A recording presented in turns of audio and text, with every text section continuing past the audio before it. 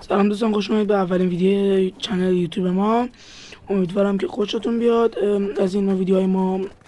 همین دیگه، هیچ حرفی نمونه. لایک کامنت ساب فراموشتون نشه. بریم سراغ ویدیو.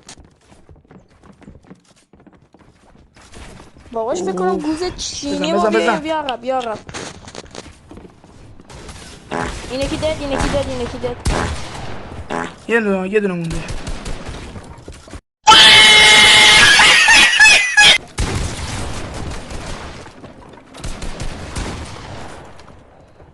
بایستا من بک ای بابا جی بای. بچه همین الان که ما اینو دد دادیم، شما برین لایک کنید، کامنت هم بذارید. اینا واسه ما عددی نیستن.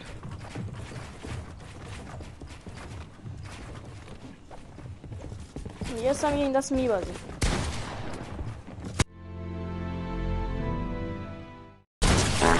ساعت 48 خورده. من این فایتون چطوری بیام؟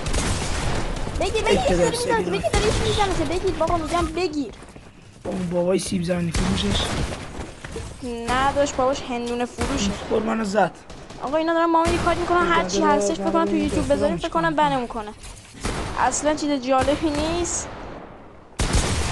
بزن قورچشو در بیار بابا. منطقیه داشت، میگم یارو دیوونه است. نگاه کن. برو جان بچه ها بزن. وایسا رو به عشق بچه ها زدم. بچه عشق میکنید. بزن یا بزن. تاکسیک بازی. میرشو بزن. آه ماشالله جی خدا وکیلی حال کردی جدی. اینا واسه ما عددی نیستن دوستان.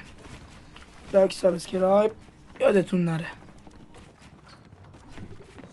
اون یارو دیسکانکت. برو اونو بزن، من دارم فایت میدم.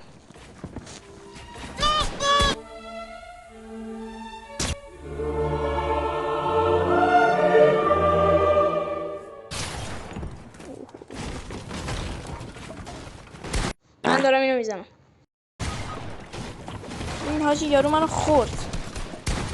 دیوونه بود حاجی، یارو دیسکانکت بود. برگه یه دقیقه سلام میام اسپکتر میرم قضیه از چه قراره. واسه ما عددی نیستن دوستان. سلام دوستان، اومدم امروز بهتون یاد بدم چجوری سیم بلدیت کنید. حاجی این یه خورده زمین گذاشته اشپیت کمه، مواظب باش الان میمیری دوره. آها مرسی دست درد نکنه. خب الان 2 نفرن. ایوه حاجی اینا وای یه دونه دمیج نمیتونم بزنم، خیلی دیوونم. نگاه کن داداش، هیچی ندیدم خوردی یا نه.